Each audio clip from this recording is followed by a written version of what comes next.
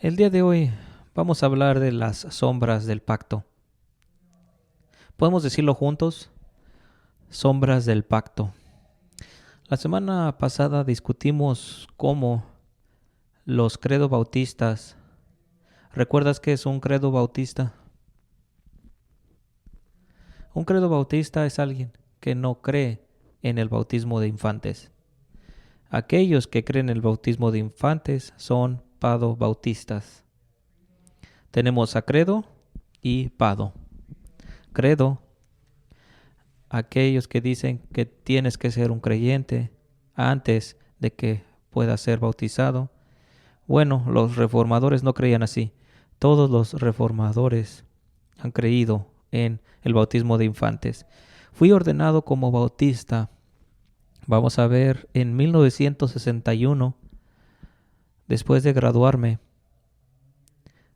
del instituto. Tenía 21 años. Y cuando fui ordenado como bautista en 1961, mi esposa y yo nos graduamos. Mira, ya llegó. Hay dos cosas que no entendía como bautista, porque no había sido enseñado correctamente por muchos años. De hecho, registré un audio en contra del bautismo de infantes. Y desde que he entendido mejor y he crecido, número uno, dos cosas no entendía como bautista. Número uno, no entendía la naturaleza dual del pacto de Dios. Una naturaleza dual, doble, del pacto de Dios. No notaba que ambos, el trigo y la cizaña, son miembros legítimos del pacto, de la iglesia. Leemos esta parábola. Y ambos, el trigo y la cizaña, son miembros del pacto de Dios, de la familia de Dios, hasta que la cizaña, al final, cuando se junta la cosecha, todo eso es juntado y quemado en el lago de fuego. Pero hay miembros del pacto en el campo del Señor, en la iglesia de Dios. También, como bautista, no entendía cómo interpretar las sombras del antiguo pacto. Es lo que vamos a hablar el día de hoy. Pactos y sus sombras. Nunca había escuchado esos términos, aun cuando fui a un instituto bíblico. Pero a la edad de 18 años empecé a entender cuando leí un libro de Arthur Spink llamado Comentarios en Génesis, donde mi maestro en griego me dio a leer esto y de hecho me desechó por citar a Pink. No creía él en sombras, en símbolos del Antiguo Testamento. Y no entendía cuando la iglesia había empezado. No había entendido. Yo había sido enseñado que la iglesia había empezado en el capítulo 2 de Hechos, en el día del Pentecostés. Pero los reformados, que la primera vez que Dios llamó a alguien y lo apartó, fue con Abraham. Y la palabra iglesia en griego, eclesia, significa separado, llamado. Y cuando Dios escoge a Abraham, lo llama aparte de las naciones. Dios había rechazado a las otras naciones llamándolos paganos. ¿Por qué? Porque eran adoradores de otros dioses. Creían en muchos dioses y Dios los rechazó en la torre de Babel.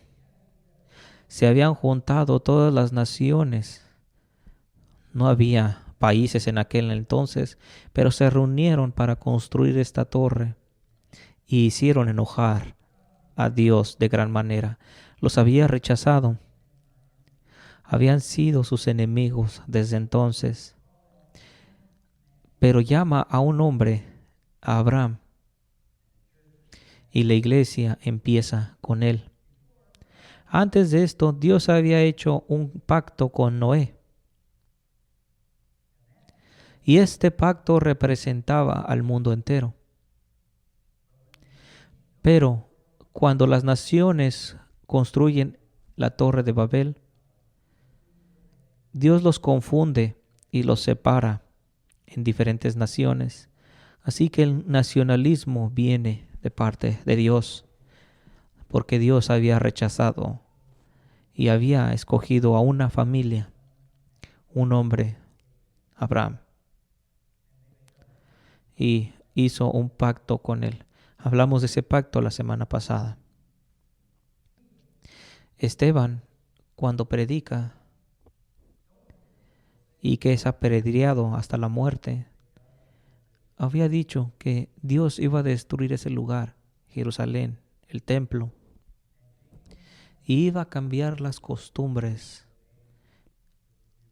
que Dios había hecho con el judío, que Moisés había instituido, que Dios iba a cambiar esas costumbres después de destruir el templo.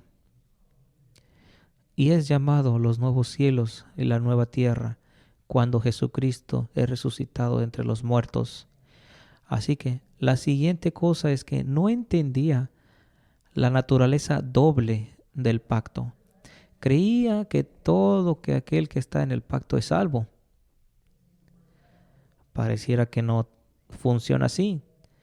Parece que hay muchos quebradores del pacto en la iglesia. Yo creía que si estás en el pacto eres salvo, pero no entendía la doble naturaleza del pacto. ¿Cuándo empezó? Con Abraham. Y cada uno que es bautizado ha llegado a ese pacto. Tal vez no sea salvo. El pacto nunca te salva, tienes que nacer de nuevo. Así que niños no son salvos cuando son bautizados, pero están ubicados en el lugar del pacto, porque el bautismo es el cumplimiento de la circuncisión. Y no todos que están en el pacto son salvos. Muchos pecadores e inconversos en el pacto, que están en el pacto, pero no son salvos. Y no entendía esto. Es la doble naturaleza del pacto. Y vemos esto dada en las Escrituras en 1 de Corintios capítulo 10 del versículo 1 al 5. ¿Lo tenemos en las pantallas? Pablo dice, no quiero que estés desinformado, que todos nuestros padres están debajo de la nube y han pasado a través del mar. Lo llama bautismo. Todos fueron bautizados en Moisés. Así que cuando van al Mar Rojo y pasan, es un tipo de bautismo. ¿Lo puedes ver? Tenemos que ser capaces de hacer analogías para entender la Biblia. Niños no pueden hacer analogías. Le digo a mi nieto, oye, has nacido con una cuchara de plata en tu boca, y lo toma literal. Cuando digo están lloviendo a cántaros, son solamente analogías. Es lo mismo que vamos a leer. Es una analogía. Pasaron el mar es lo mismo que ser bautizados, ¿verdad? Y luego continúa diciendo, hablando de la comunión, versículo 3. y todos comieron el mismo alimento espiritual y todos bebieron la misma bebida espiritual. Es la comunión. La comida espiritual, el maná, la misma bebida espiritual. Y no sé si has visto esta escena, pero están en el monte Sinaí. Hay una gran roca que se rompe en dos. Existe el día de hoy. Pero enseguida sale agua de esta roca. Pablo dice, es Cristo. En otras palabras, analogías. La roca espiritual en el desierto es la misma metáfora. Tenemos la roca y Cristo. La roca, un tipo de Cristo. Un río. Dice, espiritualmente esa roca es Cristo y el Espíritu Santo, esa bebida espiritual. Y dice, esta roca era Cristo. Hablando con analogías, hablando de una interpretación espiritual. Dice en el libro de Apocalipsis que los dos testigos fueron azotados en la ciudad que espiritualmente es llamada, esta ciudad que es Jerusalén, la llama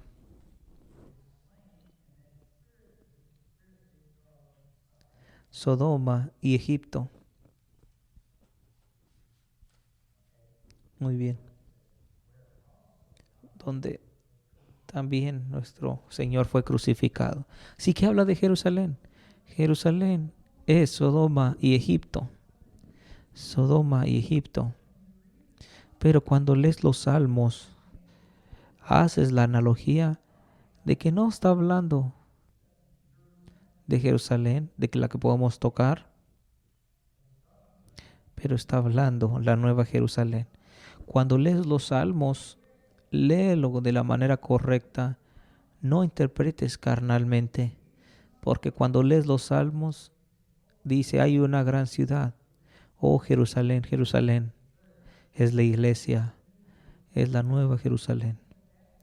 Piensa de esta manera, un símbolo, la antigua Jerusalén, un símbolo de la nueva, pero en tiempos del Nuevo Testamento, espiritualmente, Egipto y Sodoma.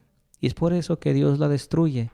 Tenemos que hacer analogías. Muy importante que leamos los salmos correctamente para que podamos ser bendecidos. Amén. Pero en el versículo 5 del capítulo 10, pero de los más de ellos eran sido bautizados, comunión, pero de los más de ellos no se agradó Dios. Significa que no habían sido salvos. Habían tomado comunión, bautizado, pero no eran salvos, porque Dios no estaba agradado con ellos.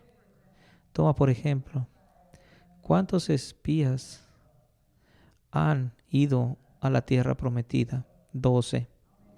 ¿Cuántos han creído? 2 de 12. El resto Dios los mató en el desierto. Pero aquellos dos entraron en la tierra prometida porque habían creído. Amén. Podemos entender, podemos ver la naturaleza doble del pacto.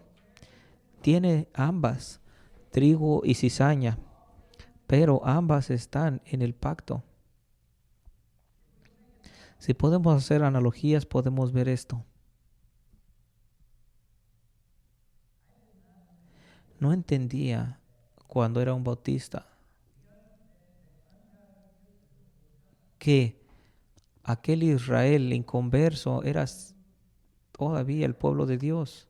Hablamos de Faraón y le dice a Faraón, Israel es mi hijo, mi único hijo. Bueno, en aquellos días pudieras decir, oh, todos son salvos. Pero miramos en la historia y con la mayoría Dios no estaba agradado. La mayoría no era salvo. Estaban en el pacto, hijos de Abraham, herederos de Abraham. Y Dios dice, su hijo. Y tan pronto salen del Mar Rojo, empiezan a quejarse, queriendo regresar a Egipto. Inconversos, la mayoría, no todos. Pero todos estaban en el pacto. Como un todo, eran el pueblo de Dios, el Hijo de Dios. Pero individualmente había cizaña con el trigo. Algunos trigo, otros cizaña. Pero todos en el mismo campo. En la iglesia se tiene que enseñar esto. En las iglesias bautistas tienen que enseñar que tienes que ser salvo. Y si no eres salvo no puedes ser bautizado.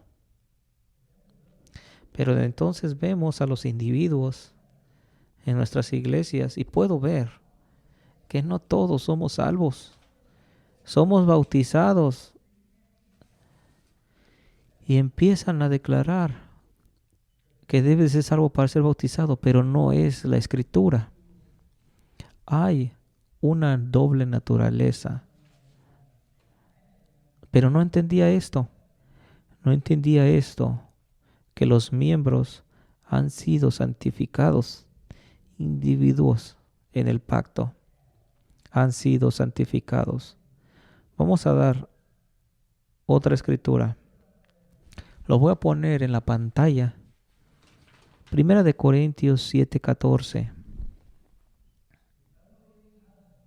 donde vemos a un esposo inconverso con una esposa creyente. ¿Y el esposo qué? ¿Qué pasa con él?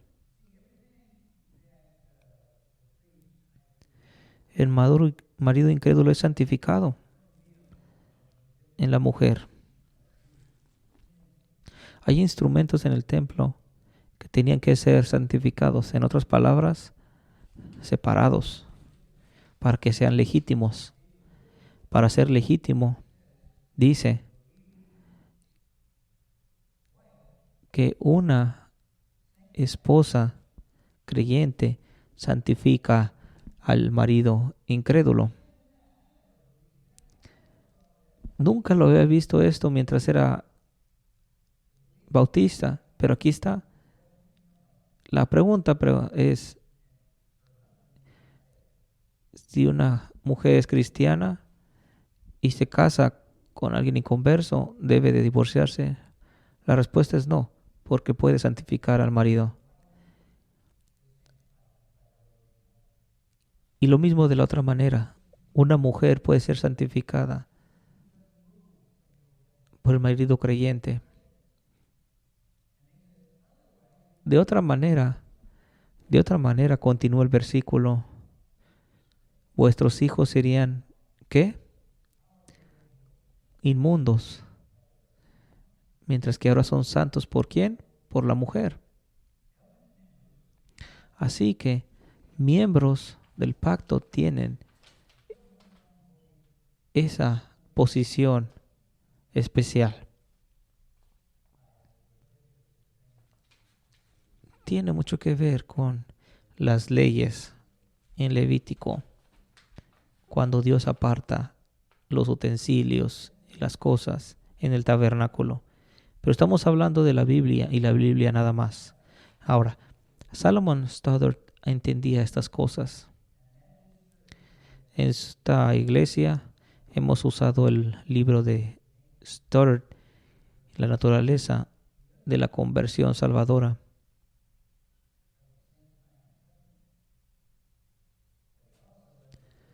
Y hemos entendido la conversión y su naturaleza. Pero es lo mismo como todos los reformados y puritanos han creído, hablando de la naturaleza de la iglesia. Y hemos usado este libro por los últimos 20 años en nuestros estudios de la mañana. Este hombre también entendió muy bien la naturaleza del pacto. Argumentaba que cristianos bautizados que no han sido nacidos de nuevo, tienen el derecho de tomar comunión. Muchos habían argumentado en contra de esto. La mayoría de las iglesias puritanas se apartaron y entraron a algo que es llamado un pacto de medio tiempo. Empezaban a enseñar que si eres sido bautizado, como infantes no contaba en iglesias congregacionales.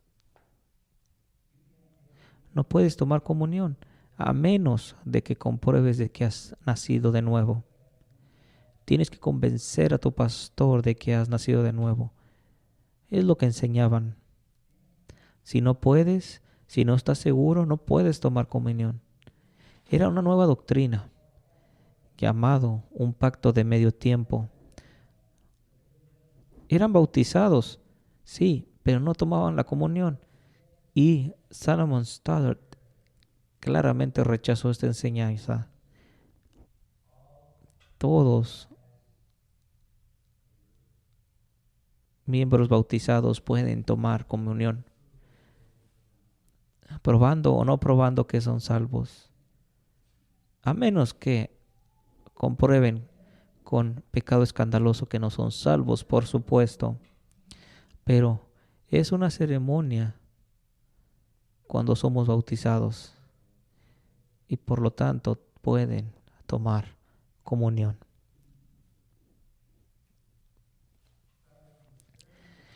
Salomon Stoddard fue muy claro con esta enseñanza. Puedes ver lo que ha dicho y puedes investigar muy claramente. Argumentaba que cristianos que no han nacido de nuevo todavía tienen el derecho de tomar comunión. Y esto muestra una necesidad hoy en día para los pastores. Porque mientras que son pastores, es importantísimo que entiendan esto.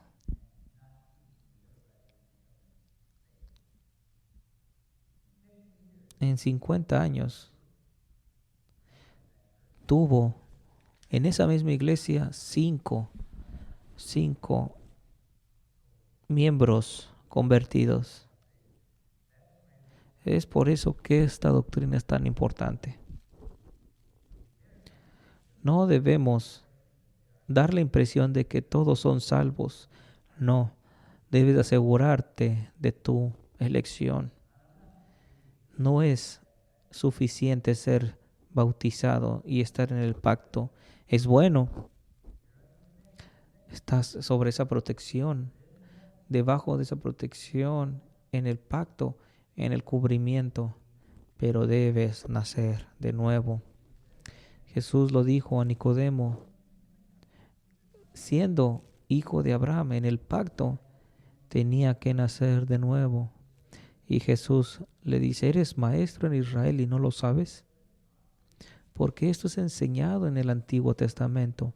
Se le llama la circuncisión del corazón.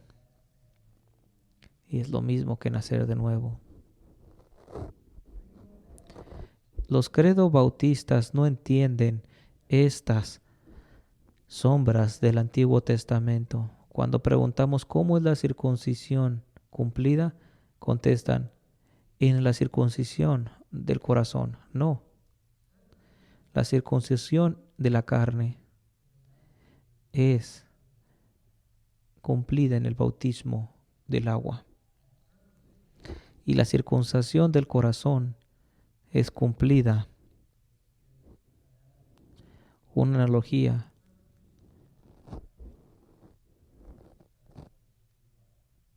al nuevo nacimiento. La circuncisión del corazón es lo mismo que ser nacido de nuevo espiritualmente. La circuncisión del corazón es espiritual. Nacer de nuevo es espiritual. La circuncisión de la carne es carnal.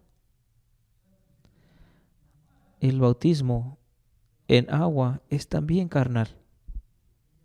Puedes ver la analogía, pero dicen no. La circuncisión del corazón es el cumplimiento para cumplir esa circuncisión del corazón. No es así.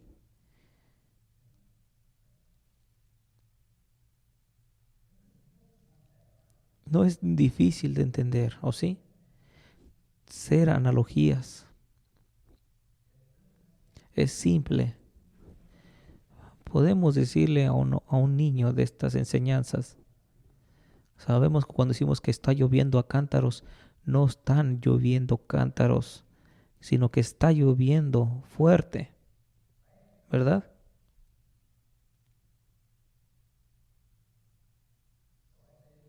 Vamos a decirlo de nuevo. Los credobautistas no entienden cómo hacer analogías, no saben cómo entender o interpretar una sombra del Antiguo Testamento. Una circuncisión de la carne es la sombra del bautismo en agua, ¿verdad? Símbolos del pacto.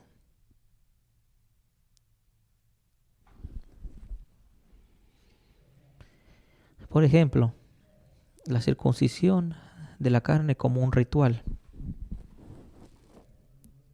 ¿El bautismo de agua es un ritual? Sí, también. Nos salva. Es la señal del pacto. Ambos rituales, pero por el otro lado, ambos circuncisiones del corazón y el nuevo nacimiento son espirituales. La circuncisión y el nuevo nacimiento son espirituales, no es un ritual, es un cambio, es un nuevo corazón, así como el nuevo nacimiento, una nueva naturaleza. Ahora, la iglesia primitiva entendía esto. La gente dice, hoy son católicos, son malvados. Hoy en día hay gente que somos malvados porque bautizamos infantes.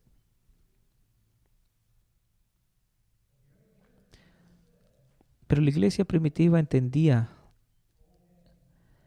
estas sombras del Antiguo Testamento. Por eso bautizaban. Entre otras cosas, por ejemplo, el obispo de Cipriano, martirizado por Roma, por ahí del año 200, entendía esto de la circuncisión. Cipriano y su iglesia entendía del bautismo de infantes en esos días, donde la costumbre de aquellos días era bautizar al infante al 8º día. Y tenían un concilio para tomar permiso si quisieran bautizar antes del día 8º de nacimiento.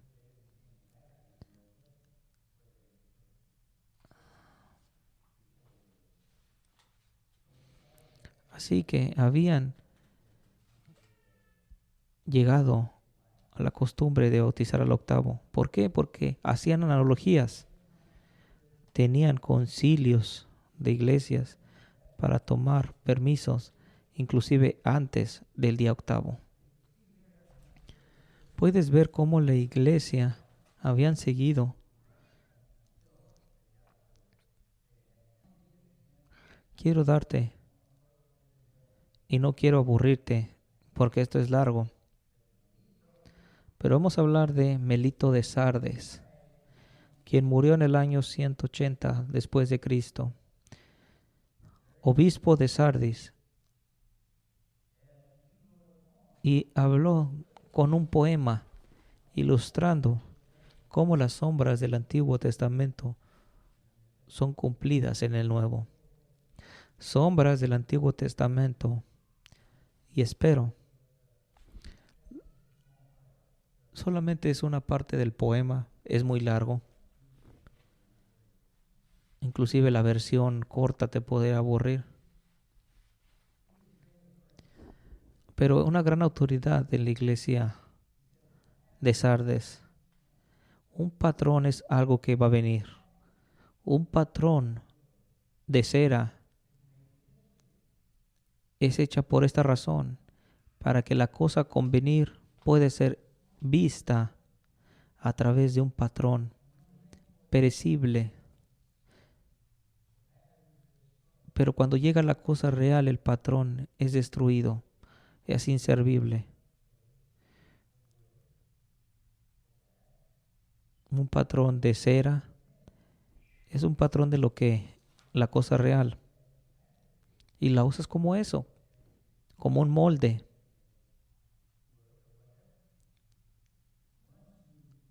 Pero una vez que la cosa real es hecha, tiras el molde porque ya tienes la cosa real.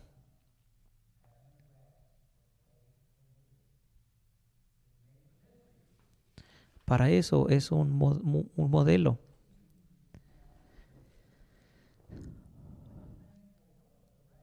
Pero cuando la cosa real se levanta, ese molde es destruido.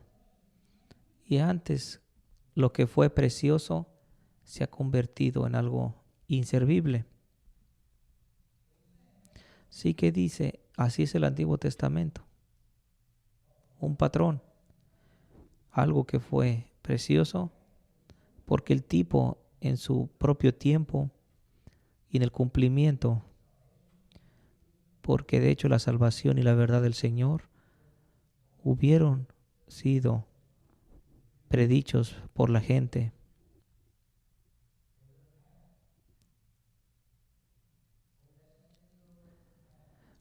El pueblo de Israel era el patrón. Así que la gente se convirtió en el patrón de la iglesia. El tipo, una cosa que era preciosa antes de que llegara la verdad. El templo precioso antes que la verdad llegara. La parábola maravillosa antes de su interpretación. La gente en honor antes de que la iglesia se levantara. Pero desde que tenemos la iglesia y el evangelio es derramado a los hombres, el tipo es ahora vacía. Los evangélicos quieren hacer ese modelo la cosa real. Cuando leen en los salmos, orar por la paz de Israel, creen que hablan del actual Israel, es un patrón, está hablando de la nueva Jerusalén, la iglesia. Y la gente se ha convertido sin importancia en el Antiguo Testamento. Cuando la iglesia sea levantada en lo alto y el tipo se haya desechado, cuando el Señor se ha manifestado, hoy las cosas son preciosas, se convertirán en inservibles.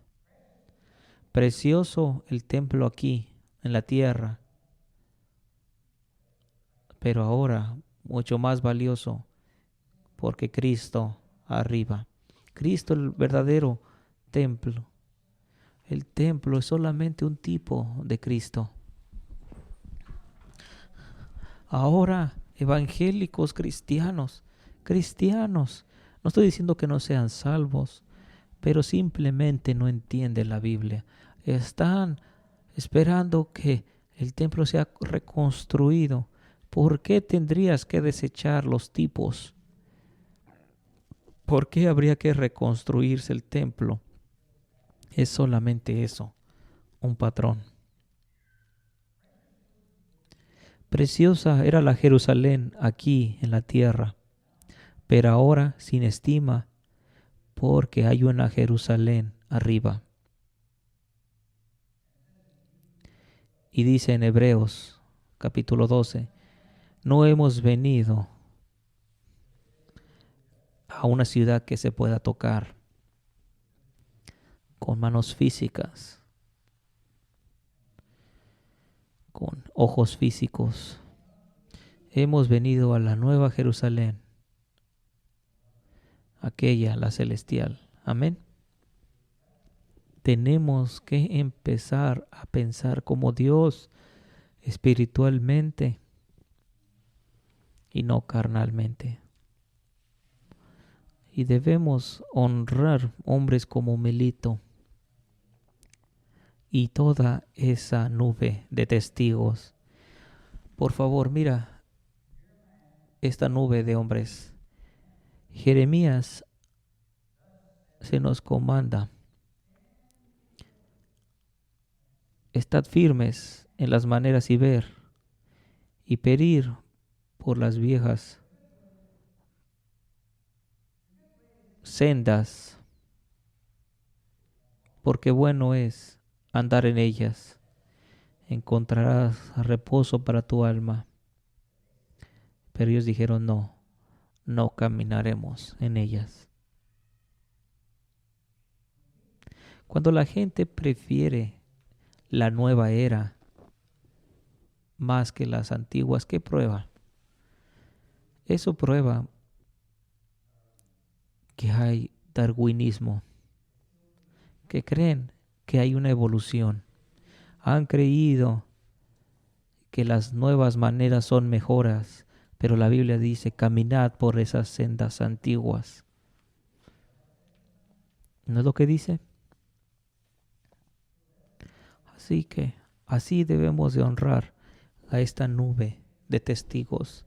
Muchos credo bautistas no piden por las sendas antiguas, ni honran a los padres de la iglesia primitiva y a los reformados. Solamente han copiado a los católicos. Son católicos porque bautizan infantes.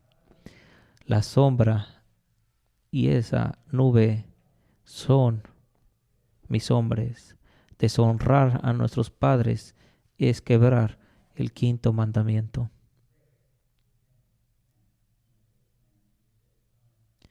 Honrarás a tu padre y a tu madre. E incluye esto: honrar a los padres. Muchos grandes hombres de Dios han sido bautizados como bebés. Y lo voy a repetir. Voy a repetir y repetir para que aprendamos. Todos, un 100% de los primeros reformadores y líderes calvinistas bautizaban niños. Habían sido todos ellos reordenados por la Iglesia Católica. No tenían por qué ser rebautizados. Porque la Iglesia Romana Católica también es parte de la Iglesia, corrupta sí, pero habían sido ordenados por la Iglesia. No tendrían por qué ser bautizados de nuevo. Habían sido aceptados parte de la Iglesia de Dios. Querían reformarla. Al hacer esto fueron desechados y quemados.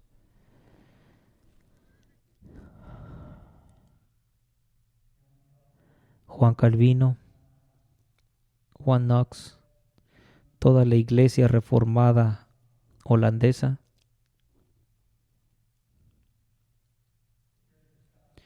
la iglesia en Escocia, presbiterianos, los hugonotes franceses, iglesias independientes, todos bautizaban infantes. Calvino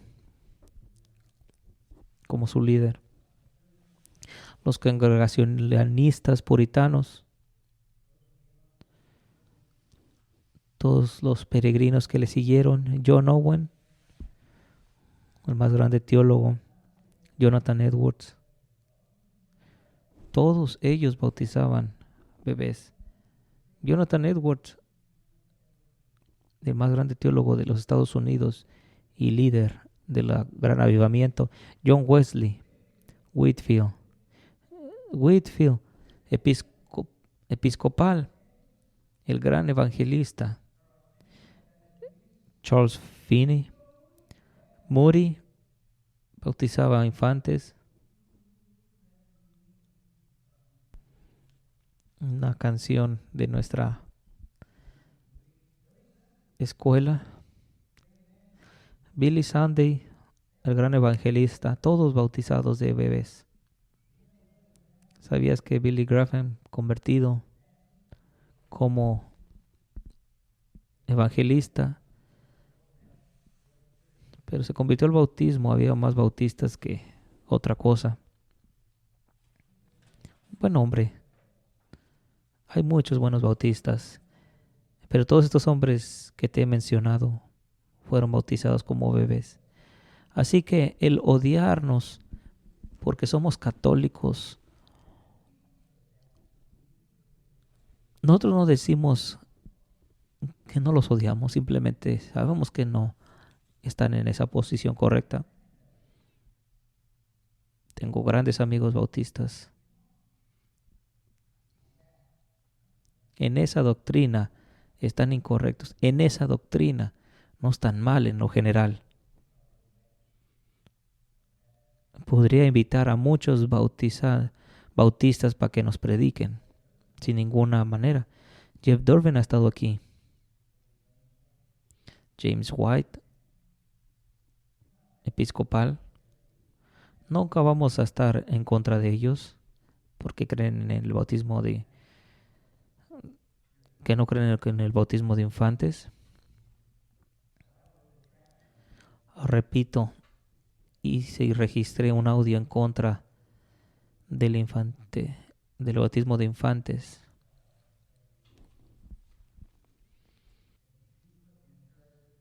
Me acuerdo que se me pusieron acá a cargo de un campamento de verano, una misión. Dábamos comida. Y por ese verano vivimos en esta cabaña. Un maestro se nos había sido dado y nos había dicho: cuando se gradúen, no sean como pericos repitiendo lo que se les dice. Piensen por ustedes mismos, sean abiertos, sean enseñados por Dios. No solamente sean pericos, robots, repitiendo lo que se les enseña. Y eso se me quedó en mi cabeza, y recuerdo ese verano que estamos trabajando por aquel tío. Me arrodillé una mañana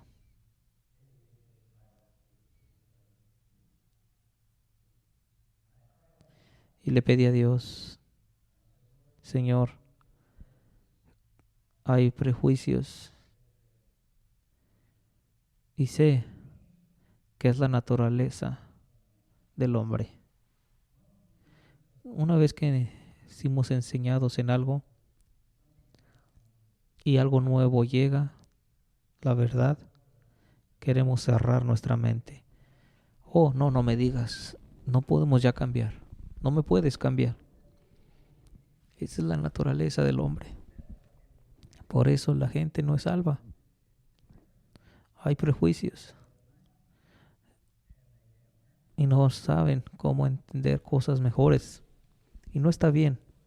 Señor, no sé que no está bien, pero es mi naturaleza. Ayúdame, Señor, para escuchar de ti y que cambies mi mente. Y todo lo que ha sido enseñado si es falso, no sé qué sea, porque mi mente es cerrada, pero oro que abras mi mente, que pueda yo ver la verdad. ¿Sabes? El Señor contestó esa oración, una cosa tras otra. La primera cosa fue,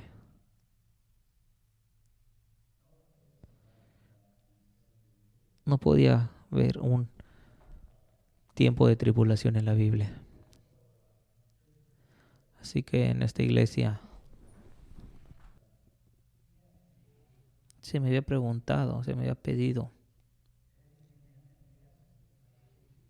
si podía enseñar por 3 semanas, por 6 semanas de hecho. Accedí. Ah, estaban estudiando el libro de Daniel. Y en la segunda semana empecé a declarar que no entiendo dónde están los 7 años de tribulación. Muchos evangélicos no lo encuentro. Porque Dios había ya cambiado mi mente en eso. La tercera semana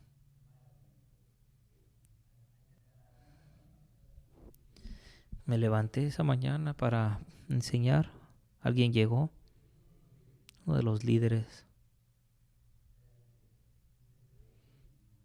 Se me dijo, no vas a enseñar más. Adiós. Sin ninguna advertencia. Simplemente por decir que no encuentro en la Biblia 7 años de tribulación. Pero es un ejemplo de cómo Dios empieza a contestar tu oración.